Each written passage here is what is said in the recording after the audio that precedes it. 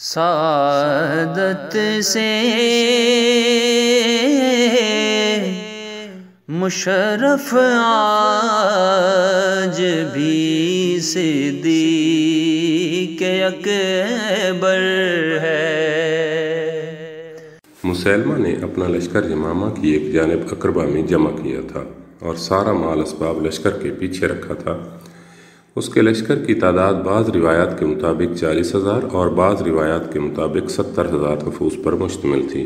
ایسے مضبوط لشکر کا ذکر عربوں نے اس سے پہلے بہت ہی کم سنا تھا۔ حضرت خالد بن ولید رضی اللہ عنہ اسی روز جب انہوں نے مجاع کو قید کیا تھا، مسیلمہ کی فوج کے مقابلے میں آ گئے۔ دونوں لشکر میدان جنگ میں کھڑے طبل جنگ کے منتظر تھے۔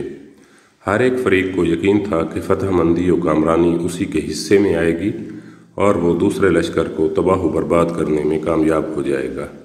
اس میں کوئی شک نہیں کہ جنگ یمامہ کا دن اپنی نوعیت کے لحاظ سے تاریخ اسلام میں ایک منفرد اور ناقابل فراموش دن ہے، کیونکہ اس روز اسلام اور نبوت کاذبہ کا آخری اور فیصلہ کن تصادم ہونے والا تھا۔ مسیلمہ کی طرف یمن، عمان، مہرہ، بحرین، حضرموت اور عرب کے جنوبی طرف مکہ اور طائف سے خلیج عدن تک کے تمام علاقوں کے لوگوں کی نظریں اس مارکے پر جمی ہوئی تھیں۔ ایرانی بھی نہایت بے صبری سے اس جنگ کے نتیجے کے منتظر تھے، جبکہ مسیلمہ کا لشکر اس پر کامل ایمان رکھتا تھا اور اس کی خاطر کٹ مرنے کے لیے تیار تھا۔ اس کے علاوہ عرب اور مجاز کے جنوبی علاقوں کی دیرینہ دشمنی بھی مسلمانوں کے خلاف بنی حنیفہ کے اس جوش و خروش کا ایک موجب ثابت ہوئی تھی۔ لشکر اسلام بھی اپنی قوت و جبروت کے لحاظ سے کچھ کم نہ تھا۔ اس کے سپہ سالار حضرت خالد بن ولید رضی اللہ عنہ سیف اللہ تھے اور اب اللہ کی تلوار برق خاطف کی طرح حق و باطل کا فیصلہ کرنے والی تھی۔ حضرت خالد بن ولید رضی اللہ عنہ بلا شبہ اپنے زمانے کے سالار اعظم تھے۔ لشکر میں کلام اللہ کے حفاظ اور قرآن کرام کی بھی کمی نہ تھی۔ یہ تمام لوگ اس جذبے سے میدان جنگ میں آئے تھے کہ اللہ کے راستے میں جہاد اور اس کے دین کی حفاظت مومن کا فرض اولین ہے۔ اسی جذبے نے ان کے ولولے، جوش، جذبے اور امنگوں کو بہت بڑھا دیا تھا اور وہ تعداد میں بہت کم ہونے کے باوجود عزم و ہمت میں بنو حنیفہ سے کہیں بڑھ چڑھ کر تھے۔ جنگ کا باقاعدہ آغاز ہونے سے قبل مسیلمہ کا لڑکا بنی حنیفہ کی صفوں میں پھر کر اپنے دھواں دھار الفاظ سے ان کی غیرت و حمیت کی آگ بھڑکاتے ہوئے یہ کہتا پھر رہا تھا: اے بنو حنیفہ، آج تمہاری غیرت کا امتحان ہے۔ اگر تم شکست کھا گئے تو تمہارے پیچھے تمہاری عورتیں لونڈیاں بنا لی جائیں گی اور ان کے نکاح زبردستی دوسرے لوگوں سے کر دیے جائیں گے۔ اس لیے اپنے حسب و نسب کی خاطر مسلمانوں سے جنگ کرو اور اپنی عورتوں کی عصمت بچاؤ۔ دوسری جانب لشکر اسلام میں بدقسمتی سے مہاجرین و انصار اور بدویوں میں یہ بحث چھڑ گئی کہ دونوں فریقوں میں کون بہادر ہے۔ مہاجرین اور انصار کہتے تھے: ہم لوگ تم بدویوں سے زیادہ جنگ کے ماہر ہیں۔ اس کے مقابلے میں اہل بادیہ کہتے تھے: مکہ اور مدینہ کے لوگ ہرگز اچھی جنگ نہیں کر سکتے، بلکہ انہیں تو یہ معلوم نہیں کہ جنگ کہتے کسے ہیں۔ اس فضول بحث کا نتیجہ یہ ہوا کہ جنگ شروع ہونے پر مجاہدین اسلام بنو حنیفہ کے مقابلے میں ثابت قدم نہ رہ سکے اور کفار کی جلگاروں سے پیچھے ہٹنے لگے، یہاں تک کہ بنو حنیفہ حضرت خالد بن ولید رضی اللہ عنہ کے خیمے تک پہنچ گئے۔ وہاں انہوں نے مجاع کو بیڑیوں میں جکڑا ہوا اور تمیم کو اس کی نگرانی کرتے ہوئے دیکھا۔ ایک آدمی نے حضرت خالد بن ولید رضی اللہ عنہ کی اہلیہ لیلہ کو قتل کرنے کے لیے تلوار اٹھائی، لیکن مجاع چیخ اٹھا: ٹھہر جاؤ، میں اسے امان دیتا ہوں، تم اسے چھوڑ دو اور ایک عورت کو قتل کرنے کی بجائے مردوں سے جا کر لڑو۔ لشکر کے سپاہیوں نے خیمے کی رسیاں کاٹ ڈالیں اور خیمے کو تلواروں سے چیتھڑے کر دیا، لیکن انہوں نے مجاع کو آزاد نہ کیا، بلکہ اس امید میں کہ وہ ابھی مسلمانوں پر فتح یاب ہو کر واپس آ جائیں گے اور پھر اسے آزاد کریں گے، اسے بیڑیوں میں جکڑا ہوا چھوڑ کر چلے گئے۔ مسلمانوں نے پسپائی کے باوجود پہلے ہی حلے میں بنی حنیفہ کے سینکڑوں آدمیوں کو تحقیق کر دیا تھا۔ ان قتل ہونے والوں میں سب سے پہلا شخص نہار الرجال تھا، جو بنی حنیفہ کے مقدمہ پر مقرر تھا۔ اسے حضرت عمر رضی اللہ عنہ کے بھائی حضرت زید بن خطاب رضی اللہ عنہ نے قتل کیا تھا۔ اس کے قتل سے فتنہ مسیلمہ کے سب سے بڑے سرگنا کا خاتمہ ہو گیا۔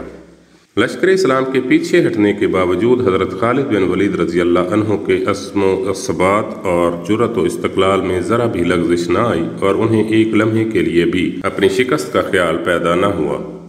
انہوں نے یہ بات بھانپ لی تھی کہ لشکر کے پیچھے ہٹنے کا سبب تفاخر کا وہ جذبہ تھا جو مسلمانوں کے مختلف گروہوں میں پیدا ہو گیا تھا اور جس کے باعث ان میں کمزوری رہ پا گئی تھی۔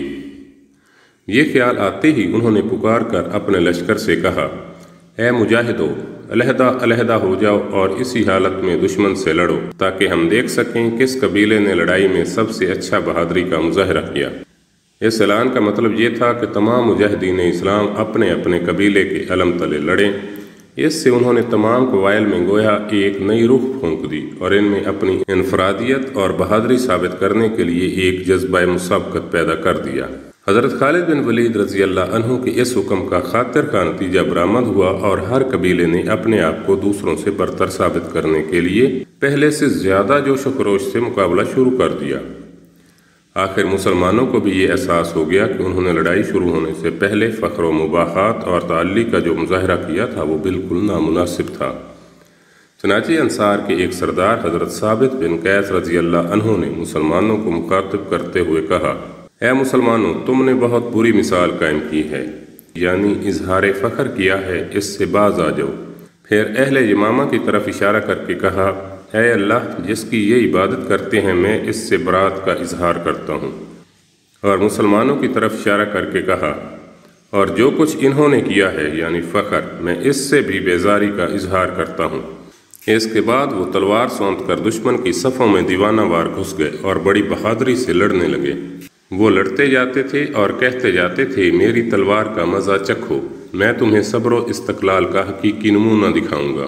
وہ اسی طرح بے جگری سے لڑتے اور کشتوں کے پشتے لگاتے رہے۔ ان کے بدن کا کوئی حصہ ایسا نہ تھا جہاں زخم نہ لگے ہوں۔ آخر اسی طرح لڑتے لڑتے جام شہادت نوش کر گئے۔ اسی طرح حضرت برا بن مالک رضی اللہ عنہ ان عربوں میں سے تھے جو پیٹھ دکھانا جانتے ہی نہ تھے۔ جب انہوں نے مسلمانوں کو بھاگتے دیکھا تو وہ تیزی سے کود کر ان کے سامنے آ گئے اور کہا، اے مسلمانوں، میں حضرت برا بن مالک ہوں، میری پیروی کرو۔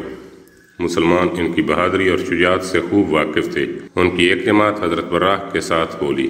وہ اسے لے کر دشمن کے مقابلے میں آ گئے اور اس بہادری سے لڑے کہ دشمن کو پیچھے دھکیل دیا۔ عین لڑائی کے دوران میں یہ اتفاق ہوا کہ شدید آندھی آ گئی اور ریت اڑ اڑ کر مسلمانوں کے چہروں پر پڑنے لگی۔ چند لوگوں نے اس پریشانی کا ذکر حضرت زید بن خطاب رضی اللہ عنہ سے کیا اور پوچھا کہ اب کیا کریں؟ انہوں نے جواب دیا، واللہ میں آج کے دن اس وقت تک کسی سے بات نہیں کروں گا جب تک دشمن کو شکست نہ دے لوں، یا اللہ مجھے شہادت عطا نہ فرمائے۔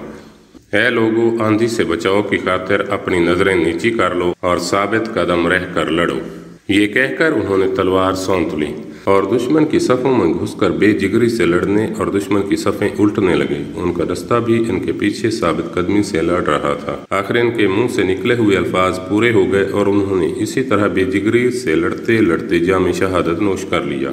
اس وقت حضرت ابو حذیفہ رضی اللہ عنہ پکار پکار کر کہہ رہے تھے، اے اہل قرآن، اپنے افعال کے ذریعے سے قرآن کو عزت بخشو۔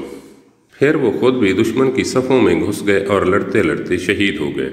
ان کی شہادت کے بعد ان کے غلام حضرت سالم رضی اللہ عنہ نے علم اٹھایا اور کہا، اگر آج ثابت قدم نہ رہا تو میں بدترین مسلمان ہوں گا۔ چنانچہ وہ بھی نہایت بہادری سے لڑتے لڑتے شہید ہو گئے۔ ان آوازوں نے جو ایمان و یقین سے بھرپور دلوں سے نکل رہی تھی، مسلمانوں کے لشکر میں بہادری کی ایک نئی روح پھونک دی۔ زندگی ان کی نظروں میں حقیر بن کر رہ گئی اور شہادت کی تمنا ہر دل میں انگڑائیاں لینے لگی۔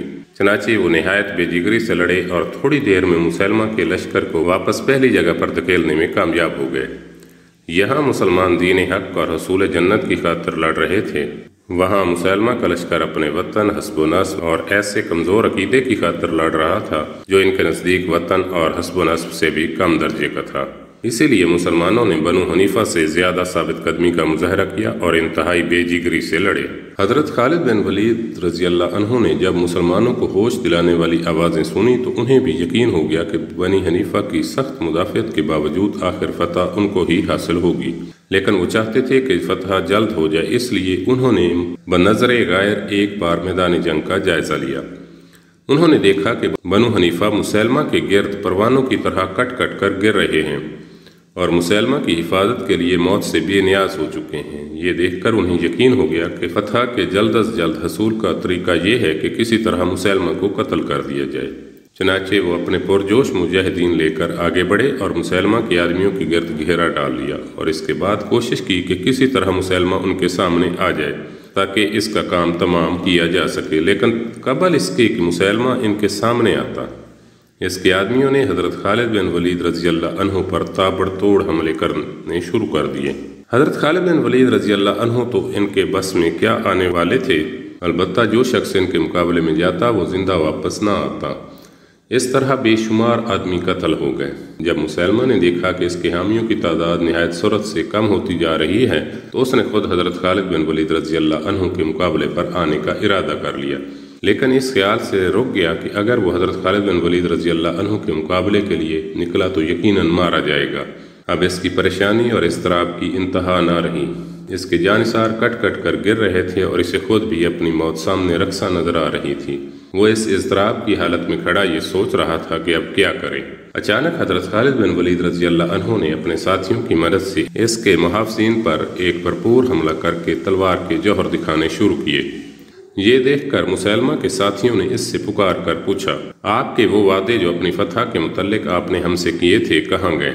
اس وقت مسیلمہ اپنا حوصلہ ہار چکا تھا اور اس کی ہمت دم توڑ چکی تھی، اور اس نے میدان جنگ سے فرار ہونے کا مصمم ارادہ کر لیا تھا۔ چنانچہ اس نے پشت پھیرتے ہوئے جواب دیا، اپنے حسب و نسب کی خاطر لڑتے رہو۔ لیکن اب وہ خاک لڑتے جب ان کا سردار خود ہی انہیں مسلمانوں کی تلواروں کے حوالے کر کے انتہائی بزدلی کا مظاہرہ کرتے ہوئے فرار ہو چکا تھا۔ بنی حنیفہ کے ایک سردار محکم بن طفیل جب اپنے لوگوں کو بھاگتے اور مسلمان عقابوں کو ان کا پیچھا کرتے دیکھا تو پکار پکار کر کہنے لگا، اے بنو حنیفہ، باغ میں داخل ہو جاؤ۔ یہ باغ جسے حدیقۃ الرحمن کہا جاتا تھا میدان جنگ سے بالکل قریب تھا اور مسیلمہ کی ملکیت میں تھا۔ بہت طویل و عریض تھا اور قلعے کی طرح اس کے چاروں طرف بلند فصلیں کھڑی تھیں۔ محکم بن طفیل کی آواز سن کر لوگوں نے اس باغ کی طرف بھاگنا شروع کیا جس میں مسیلمہ پہلے ہی داخل ہو چکا تھا، لیکن محکم اپنے چند ساتھیوں کے ہمراہ مجاہدوں کو بنو حنیفہ کے تعاقب سے روکنے کے لیے میدان جنگ ہی میں رہ گیا تھا۔ اس نے بہت بہادری سے مسلمانوں کا مقابلہ کیا اور آخر حضرت عبد الرحمن بن ابو بکر صدیق رضی اللہ عنہ کے ایک تیر سے جو اس کے سینے میں لگا وہ اپنے کافر کردار کو جا پہنچا۔ مسیلمہ کی ذاب اور اس کی قوم میدان جنگ سے بھاگ کر باغ میں پناہ گزین ہو چکی تھی۔ مسلمانوں کے لیے باغ کا محاصرہ کر لینے اور کامل فتح کے حصول تک وہاں سے نہ ٹلنے کے سوا کوئی صورت نہ تھی۔ چنانچہ انہوں نے باغ کے چاروں طرف پڑاؤ ڈال دیا اور کسی ایسی کمزور جگہ کی تلاش کرنے لگے جہاں سے باغ میں گھس کر اس کا دروازہ کھولنے میں کامیاب ہو سکیں، لیکن انتہائی تلاش کے باوجود انہیں ایسی کوئی جگہ نہ مل سکی۔ آخر حضرت براہ بن مالک رضی اللہ عنہ نے کہا، مسلمانوں، اب صرف ایک طریقہ ہے کہ تم مجھے اٹھا کر باغ میں پھینک دو، میں اندر جا کر دروازہ کھول دوں گا۔ مگر مسلمان یہ گوارا نہیں کر سکتے تھے کہ ان کا ایک عالی مرتبت ساتھی ہزاروں دشمنوں میں گھر کر اپنی جان گنوا بیٹھے۔ انہوں نے ایسا کرنے سے انکار کر دیا، لیکن حضرت براہ بن مالک رضی اللہ عنہ نے اصرار کرنا شروع کیا اور کہا، میں تمہیں اللہ کی قسم دیتا ہوں کہ مجھے باغ میں پھینک دو۔ آخر مجبور ہو کر مسلمانوں نے انہیں باغ کی دیوار پر چڑھا دیا۔ دیوار پر چڑھ کر جب حضرت براہ بن مالک رضی اللہ عنہ نے دشمن کا زبردست ٹڈی دل دیکھا تو ایک لمحے کے لیے ٹھٹ گئے، لیکن پھر اللہ کا نام لے کر باغ کے دروازے کے سامنے کود پڑے اور دشمنوں سے دو دو ہاتھ کرتے ہوئے دائیں بائیں لوگوں کو قتل کرتے دروازے کی طرف بڑھنے لگے۔ آخر 20 آدمیوں کو قتل کرنے کے بعد وہ دروازے تک پہنچنے میں کامیاب ہو گئے اور آگے بڑھ کر بڑی پھرتی سے انہوں نے حدیقۃ الرحمن کا دروازہ اور با الفاظ دیگر بنو حنیفہ کے لیے موت اور جہنم کا دروازہ کھول دیا۔ مسلمان باہر دروازہ کھلنے ہی کے منتظر تھے۔ جو ہی دروازہ کھلا وہ دھاڑتے ہوئے شیروں کی طرح باغ میں داخل ہو گئے اور تلواریں سونت کر دشمنوں کو بے دریغ قتل کرنے لگے۔ ابو حنیفہ مسلمانوں کے سامنے سے بھاگنے لگے، لیکن باغ سے باہر وہ کس طرح نکل سکتے تھے؟ نتیجہ یہ ہوا کہ ہزاروں آدمی مسلمانوں کے ہاتھوں قتل ہو گئے۔ اس وقت باغ اس ذبح خانے کی صورت پیش کر رہا تھا جہاں بھیڑ اور بکریاں قصاب کو چھری ہاتھ میں لیے انہیں ذبح کرنے کے لیے اپنی طرف آتا دیکھتی ہوں، لیکن بے بسی کی حالت میں کچھ بھی نہ کر سکتی ہوں۔ ایک روایت یہ بھی ہے کہ صرف حضرت براہ بن مالک رضی اللہ عنہ نے نہیں بلکہ اور بھی کئی مسلمانوں نے دیواریں پھاند کر دروازے کا رخ کیا تھا۔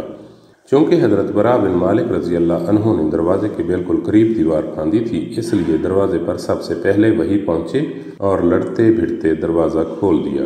بنو حنیفہ نے ان مٹھی بھر مسلمانوں کو روکنے کی کوشش کی، لیکن دیوار پر جو مسلمان متعین تھے انہوں نے تیر مار مار کر انہیں مسلمانوں سے دور رکھا۔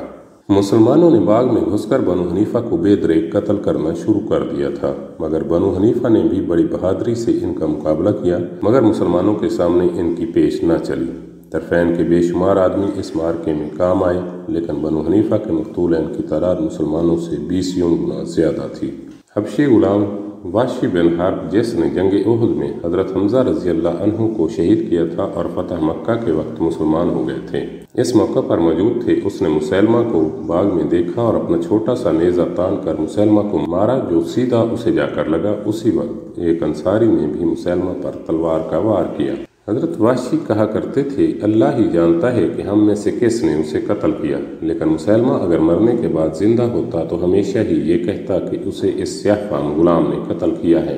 ایک اور روایت میں آتا ہے کہ حضرت وحشی بن حرب یہ بھی کہا کرتے تھے کہ انہوں نے حالت کفر میں خیر الناس یعنی بہترین انسان حضرت حمزہ رضی اللہ عنہ کو قتل کیا، اور حالت اسلام میں شر الناس یعنی بدترین انسان مسلمہ بن حبیب کو قتل کیا۔ جب بنو حنیفہ نے مسلمانوں کی موت کی خبر سنی تو ان کے حوصلے پست ہو گئے۔ مسلمانوں نے انہیں بے دریغ قتل کرنا شروع کر دیا۔ عرب میں اس وقت تک جتنی جنگیں ہوئی تھیں، جنگ یمامہ سے بڑھ کر کسی بھی جنگ میں اس قدر خون ریزی نہیں ہوئی تھی۔ اس لیے حدیقۃ الرحمن کا نام حدیقۃ الموت پڑ گیا، اور آج تک تاریخ کی کتابوں میں یہی نام چلا آتا ہے۔ جب باغ کا مارکہ ختم ہو گیا تو حضرت خالد بن ولید رضی اللہ عنہ اپنے خیمے سے مجاع کو لے کر آئے اور اس سے کہا کہ وہ مقتولین کو دیکھ کر بتائے ان میں مسلمہ کون سا ہے۔ مسلمان خود بھی مقتولین کی شناخت کے لیے باغ میں پھرنے لگے۔ جب وہ محکم الجمامہ کے پاس سے گزرے تو حضرت خالد رضی اللہ عنہ نے پوچھا، کیا یہ ہے تمہارا صاحب؟ مجاع نے جواب دیا، نہیں، یہ تو محکم الجمامہ ہے، جو مسلمہ سے بہت بہتر اور نیک انسان تھا۔ آخر پھرتے پھرتے وہ ایک پستہ قد کے زرد رو لاشے پر پہنچے۔ مجاع نے کہا، یہ مسلمہ ہے جسے تم لوگوں نے قتل کر دیا ہے۔ حضرت خالد رضی اللہ عنہ نے کہا، یہ وہی شخص ہے جس نے تمہیں گمراہ کر کے ایک عظیم فتنہ برپا کر دیا تھا۔ اگرچہ مسلمہ کذاب کا فتنہ اپنے انجام کو پہنچ چکا تھا اور وہ خود میدان جنگ میں اپنے ہزاروں آدمیوں کے ہمراہ مارا جا چکا تھا، لیکن حضرت خالد بن ولید رضی اللہ عنہ کو ابھی اطمینان نہیں تھا۔ جنگوں میں آپ رضی اللہ عنہ اس وقت تک دشمن کا پیچھا نہ چھوڑتے تھے جب تک اس کی مخالفانہ سرگرمیاں دوبارہ شروع ہونے کا معمولی سا خدشہ بھی باقی رہتا تھا۔ چنانچہ انہوں نے طلیحہ کے مفرور ہو جانے کے باوجود اس وقت تک بنو اسد سے جنگ بند نہیں کی تھی جب تک ام زمل اور اس کے لشکر کا مکمل طور پر خاتمہ نہ کر دیا تھا۔ پھر بنی تمیم کا پیچھا اس وقت تک نہ چھوڑا جب تک شر کی آگ بھڑکانے والے ایک ایک شخص کو تہ تیغ نہ کر دیا۔ یہی کام آپ رضی اللہ عنہ نے اس موقع پر بھی کیا۔ جب حضرت خالد بن ولید رضی اللہ عنہ حدیقۃ الموت کے مارکے سے فارغ ہو چکے تو حضرت عبداللہ بن عمر اور حضرت عبد الرحمن بن ابو بکر رضی اللہ عنہ نے ان سے کہا کہ اب لشکر کو کوچ کا حکم دیجیے اور چل کر بنی حنیفہ کے قلعوں کا محاصرہ کر لیجیے، کیونکہ باقی لوگ فرار ہو کر ان قلعوں میں پناہ گزین ہو گئے ہیں۔ خالد سیف اللہ رضی اللہ عنہ نے جواب دیا، فی الحال تو میں اپنے دستوں کو ان لوگوں کی تلاش میں روانہ کر رہا ہوں جو قلعوں میں نہیں گئے بلکہ ارد گرد کے علاقوں میں پھر رہے ہیں، اس کے بعد بقایا کو دیکھا جائے گا۔ چنانچہ انہوں نے چاروں طرف دستے روانہ کیے جو ارد گرد سے مال غنیمت اور قیدی خواتین اور بچوں کو لے آئے۔ حضرت خالد رضی اللہ عنہ نے انہیں قید کرنے کا حکم دیا اور فوج کو حکم دیا کہ اب وہ چل کر بنو حنیفہ کے قلعوں کا محاصرہ کر لے تاکہ ان لوگوں کو بھی جو کسی بیل میں باقی ہیں اسے بھی ختم کر دیا جائے۔ اپنی اہلیہ ام تمیم کو بنی حنیفہ کے ہاتھوں سے بچانے اور مسلمہ کے متعلق سچی باتیں کہنے کے باعث حضرت خالد بن ولید رضی اللہ عنہ کو مجاع پر اعتماد ہو گیا تھا۔ جب مسلمان بنو حنیفہ کے قلعوں کا محاصرہ کر چکے تو حضرت خالد بن ولید رضی اللہ عنہ کے پاس آیا اور کہنے لگا، آپ یہ نہ سمجھیں کہ آپ نے بنو حنیفہ پر فتح حاصل کر لی ہے۔ یمامہ کے قلعوں میں ابھی تک ہمارے مسلح جنگجوؤں کی ایک بڑی تعداد موجود ہے اور وہ لوگ بہت سختی کے ساتھ آپ کا مقابلہ کریں گے۔ اگر آپ لڑائی سے بچنا چاہتے ہیں تو مجھے کچھ دیر کے لیے شہر میں جانے کی اجازت دیجیے، میں ان لوگوں کو صلح پر آمادہ کرنے کی کوشش کروں گا۔ حضرت خالد بن ولید رضی اللہ عنہ کو معلوم تھا کہ لشکر اسلام کے لوگ لڑائی سے تھک چکے ہیں اور چاہتے ہیں کہ بنو حنیفہ پر جو فتح انہوں نے حاصل کی تھی اسی پر اکتفا کرتے ہوئے مزید جنگ و جدل سے پرہیز کریں۔ انہوں نے سوچا کہ مجاق کی بات مان لینی چاہیے، چنانچہ اسے جانے کی اجازت تو مرحمت فرما دی، لیکن یہ بھی کہہ دیا کہ بنو حنیفہ کو غلام نہ بنانے کی شرط شامل نہ ہوگی۔ مجاع نے شہر میں جا کر دیکھا کہ وہاں عورتوں، بچوں اور بوڑھوں کے سوا کوئی نہیں ہے۔ اس نے انہیں ذرا بختر پہنائے اور سکھا دیا کہ وہ سب قلعے کی فصیل پر جمع ہو جائیں تاکہ مسلمان انہیں دیکھ کر ان کی کثرت تعداد سے دھوکہ کھا جائیں۔ چنانچہ سب نے ایسا ہی کیا اور ذرا بختر پہن کر اور تلواریں اور نیزے ہاتھ میں لے کر فصیل پر پہنچ گئے۔ جب باہر سے حضرت خالد بن ولید رضی اللہ عنہ اور مسلمانوں نے ان لوگوں کو دیکھا تو انہیں یقین ہو گیا کہ مجاع نے سچ کہا تھا، واقعی ابھی بنو حنیفہ کے بے شمار سپاہی باقی ہیں اور وہ ابھی مزید جنگ لڑنے کی کافی طاقت رکھتے ہیں۔ تھوڑی دیر میں مجاع واپس آ گیا اور کہا کہ میری قوم آپ کی شرائط پر صلح کرنے کے لیے تیار نہیں ہے، اور میں نے جو آپ سے عہد و پیمان کیے تھے وہ انہیں قبول کرنے کے لیے تیار نہیں۔ حضرت خالد بن ولید رضی اللہ عنہ دوبارہ فوراً لڑائی چھیڑنا نہیں چاہتے تھے۔ انہوں نے مجاع سے کہا، ہم نصف مال اسباب، نصف مدرات و باغات اور نصف قیدیوں کو بنو حنیفہ کے لیے چھوڑ دیں گے، تم انہیں جا کر سمجھاؤ کہ وہ اپنے آپ کو ہلاکت میں نہ ڈالیں اور صلح کر لیں۔ مجاع دوبارہ شہر میں گیا اور واپس آ کر کہا وہ لوگ ان شرائط پر بھی صلح کرنے کے لیے تیار نہیں، آپ چوتھائی مال اسباب لینے پر رضامند ہو جائیں۔ اور اس پر خالد بن ولید رضی اللہ عنہ راضی ہو گئے اور صلح نامہ تحریر کر دیا گیا۔ صلح کے بعد جب خالد سیف اللہ رضی اللہ عنہ مجاہدین کے ساتھ شہر میں داخل ہوئے تو دیکھا کہ وہاں کسی جوان مرد کا نام و نشان بھی نہیں۔ انہوں نے مجاع سے پوچھا، تم نے یہ فریب کیوں کیا؟ اس نے کہا، اگر میں ایسا نہ کرتا تو میری قوم تباہ ہو جاتی، لہٰذا میرا فرض تھا کہ ان کی جانیں بچاؤں، اس لیے میں نے یہ تدبیر اختیار کی۔ حضرت خالد بن ولید رضی اللہ عنہ نے اس کا عذر قبول کرتے ہوئے صلح نامہ برقرار رکھا۔ اس ضمن میں یہ روایت بھی آتی ہے کہ صلح نامہ لکھے جانے سے پہلے جب مجاع شہر میں گیا اور لوگوں سے صلح کی بات چیت کی تو ایک شخص سلمہ بن عمیرہ الحنفی نے کہا، واللہ ہم تمہاری بات کبھی نہ مانیں گے، کیونکہ ہمارے قلعے مضبوط ہیں، سامان خوراک وافر مقدار میں ہمارے پاس موجود ہے، سردی کا موسم بھی شروع ہو چکا ہے، مسلمان سخت سردی کی برداشت نہ کرتے ہوئے محاصرہ اٹھانے پر مجبور ہو جائیں گے۔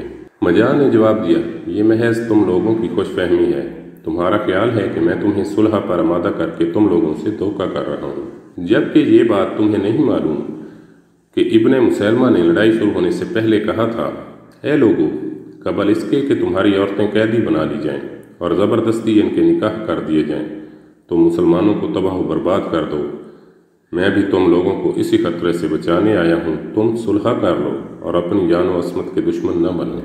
سب لوگوں نے مجاع کی باتیں سنی تو وہ صلح کے لیے تیار ہو گئے اور سلمہ بن عمیر کی بات کو رد کر دیا۔ اس دوران حضرت ابوبکر صدیق رضی اللہ تعالی عنہ کا قاصد حضرت خالد بن ولید رضی اللہ عنہ کے پاس یہ حکم لے کر آیا کہ ہر اس شخص کو جو لڑائی کے قابل ہو قتل کر دیا جائے، لیکن حضرت خالد بن ولید رضی اللہ عنہ ان لوگوں سے صلح کر چکے تھے۔ انہوں نے صلح توڑنا اور بیعت عہدی کرنا پسند نہ فرمایا۔ اس کے بعد بنو حنیفہ بیعت کرنے اور مسیلمہ کی نبوت سے لا تعلقی کا اظہار کرنے کے لیے جمع ہوئے۔ یہ تمام لوگ حضرت خالد بن ولید رضی اللہ عنہ کے پاس لائے گئے، جہاں انہوں نے بیعت کی اور اپنے دوبارہ اسلام لانے کا اعلان کیا۔ حضرت خالد بن ولید رضی اللہ عنہ نے ان کا ایک وقت حضرت ابوبکر صدیق رضی اللہ عنہ کی خدمت میں مدینہ منورہ روانہ فرمایا۔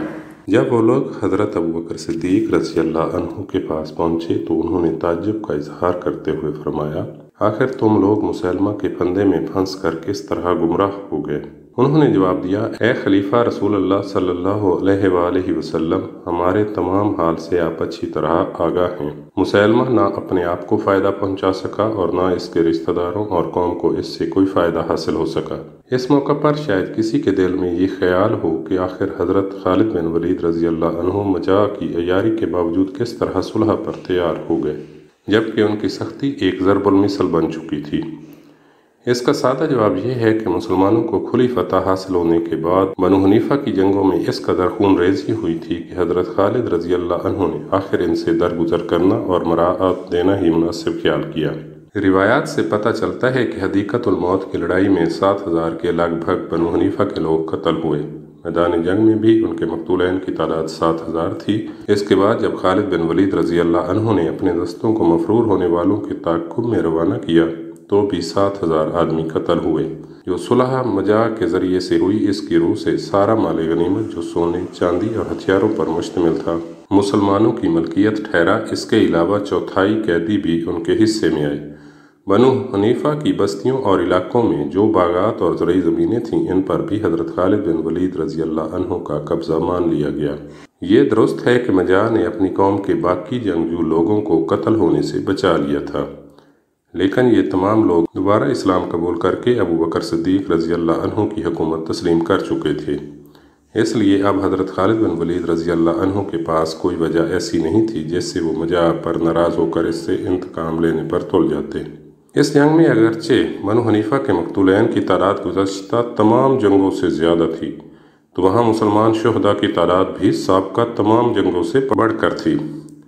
इस जंग में मुसलमान शुहदा की कुल तादाद 1200 थी, जिनमें 370 महाजरीन, 300 अंसार और बाकी शुहदा दीगर कबाइल से ताल्लुक़ रखते थे, जिनका मकाम और दर्जा मुसलमानों में बेहद बुलंद था।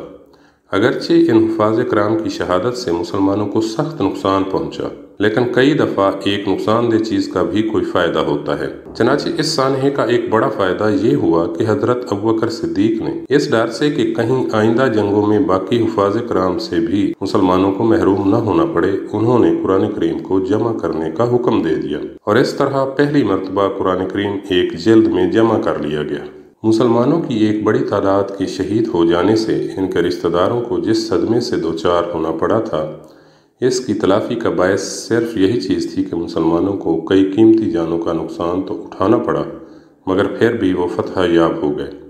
हज़रत उमर बिन खित्ताब रज़ी अल्लाह अन्हु के साहबजादे हज़रत अब्दुल्ला रज़ी अल्लाह अन्हु जंग यमामा में बहादुरी के अजीम कारनामे सर अंजाम देने के बाद मदीना वापस आए तो उन्होंने अपने वालिद से कहा, जब तुम्हारे चचा हज़रत ज़ैद रज़ी अल्लाह अन्हु शहीद हो गए थे तो तुम वापस क्यों आ गए और क्यों ना अपना चेहरा मुझसे छुपा लिया। सिर्फ हज़रत उमर रज़ी अल्लाह अन्हु ही का ये हाल न था, बल्कि मक्का और मदीना के सैकड़ों घराने अपने बहादुर और दलेर जवानों की शहादत पर खून के आंसू बहा रहे थे। यहाँ एक सवाल उभरता है कि क्या हज़रत खालिद बिन वलीद रज़ी अल्लाह अन्हु भी दूसरे मुसलमानों की तरह रंजो अलम से निढाल थे, और क्या खून के हौलनाक सैलाब और लाशों के अंबार ने उनके दिल पर भी घबराहट तारी कर दी थी? हरगिज़ नहीं। अगर हज़रत खालिद बिन वलीद रज़ी अल्लाह अन्हु की भी यही हालत होती तो वो आइंदा कभी सिपा सालारी के काबिल ना रहते और उन्हें इराक़ व शाम की फातह बनने का मकाम भी हासिल न होता। इसलिए ना हज़रत खालिद बिन वलीद रज़ी अल्लाह अन्हु को इस दौरान में किसी किस्म का खौफ लाहक हुआ और ना उन्होंने घबराहट और बेचैनी का मुजाहरा किया। जो ही वो सुलहनामे की तकमील से फारिग हुए, उन्होंने मजाक को बुला भेजा और कहा, अपनी बेटी की शादी मुझसे कर दो। मजा ने लैला उम्मे तमीम का वाक़या दारुल खिलाफत में हज़रत खालिद बिन वलीद रज़ी अल्लाह अन्हु की तलबी और हज़रत अबू बकर सिद्दीक़ रज़ी अल्लाह अन्हु की नाराज़गी का हाल सुना हुआ था। इसलिए उसने कदरे जुर्रत करके कहा, मुझे इससे माफ़ रखिए। अगर आपने ऐसा किया तो आप मेरी कमर तोड़ देने का बायस बनेंगे और ख़ुद भी हज़रत अबू बकर सिद्दीक़ के उताब से नहीं बच सकेंगे। लेकिन हज़रत खालिद बिन वलीद रज़ी अल्लाह अन्हु ने मजा की एक न सुनी और कहा, तुम्हें अपनी बेटी की शादी मुझसे कर देनी चाहिए। इस पर मजा ने अपनी लड़की की शादी हज़रत खालिद बिन वलीद रज़ी अल्लाह अन्हु से कर दी। जब हज़रत खालिद बिन वलीद रज़ी अल्लाह अन्हु की अक़्द की इतला हज़रत अबू बकर सिद्दीक़ रज़ी अल्लाह अन्हु को हुई तो इन्हें शदीद गुस्सा आया। उम्मे तमीम के वाक़े पर तो उन्होंने ये कहकर हज़रत खालिद बिन वलीद रज़ी अल्लाह अन्हु की मुदाफ़ियत की थी कि उन्होंने मालिक की बीवी से शादी करने के लिए इसको कत्ल नहीं किया था, बल्कि ये गलत फहमी की बिना पर हुआ था। फिर इस मौका पर किसी एक भी मुसलमान की जान ज़ाय न हुई थी, लेकिन मजा की बेटी से शादी तो इस हाल में हुई कि 1200 मुसलमानों की लाशें खाको खून में लत पत मैदान जंग में पड़ी थीं और तमाम कबाइल अरब में एक आलम मातम बरपा था। हज़रत अबू बकर सिद्दीक़ बेहद हलीम उत्तबा और नर्म मिजाज होने के बावजूद अपने गुस्से पर काबू न पा सके और खालिद रज़ी अल्लाह अन्हु को एक सख्त ख़त लिखा, जिसके एक एक लफ्ज़ से इमाम तिबरी रहमतुल्लाह अलैह के बकौल खून टपकता था। उन्होंने तहरीर फरमाया, ए खालिद बिन वलीद, तुम्हें क्या हुआ? तुम औरतों से निकाह करते फिर रहे हो, हालांकि तुम्हारे खेमे के सामने 1200 मुसलमानों का खून ज़मीन पर फैला हुआ है, जिसके खुश्क होने की भी नौबत नहीं आई। जंग यमामा में हज़रत खालिद बिन वलीद रज़ी अल्लाह अन्हु ने मुर्तदीन की कमर तोड़ कर रख दी थी और अब इन लोगों के लिए खामोशी से अबू बकर सिद्दीक़ रज़ी अल्लाह अन्हु की इताअत और दोबारा इस्लाम कबूल करने के सिवा कोई रास्ता बाकी नहीं रहा था। महरा, ओमान और यमन की जंगें जो जंग यमामा के बाद वकूअ पज़ीर हुईं, जंग यमामा से ज़्यादा ख़तरनाक न थीं। اس لیے حضرت ابوبکر صدیق رضی اللہ عنہ کو اطمینان کا سانس لینے اور حضرت خالد بن ولید رضی اللہ عنہ کو کچھ آرام کرنے کا موقع مل گیا۔ حضرت خالد بن ولید رضی اللہ عنہ بنت مجاع اور تمیم کو لے کر یمامہ کی ایک وادی وبر میں مقیم ہو گئے۔ پھر انہیں حضرت ابوبکر صدیق رضی اللہ عنہ کی جانب سے عراق جا کر ایرانیوں سے لڑنے کا حکم ملا۔